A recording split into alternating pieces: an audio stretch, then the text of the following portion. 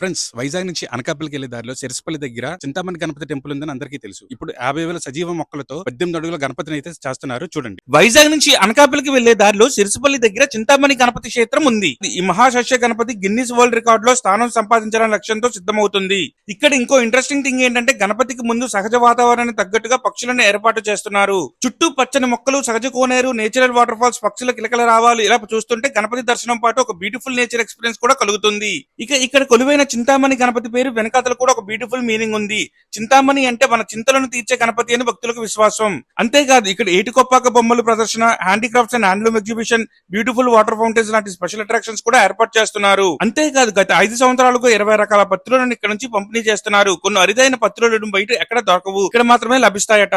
ఈసారి మాత్రం వైజాగ్ లో 5 ప్లేసెస్ లో ఈ పత్రులను అందుబాటులోకి తీసుకురాబోతున్నారు. ఇంతకీ లొకేషన్ ఎక్కడ ఉందో చెప్తే రీల్ అయితే సేవ్ చేసుకోండి. అనకాపల్లి జిల్లా సిరసపల్లి దగ్గర ఉన్న శ్రీ చింతామణి గణపతి దత్తక్షేత్రం. వైజాగ్ నుంచి అనకాపల్లి వెళ్లే దారిలో ఈ బ్యూటిఫుల్ ప్లేస్ మీకోసం ఎదురు చూస్తుంది.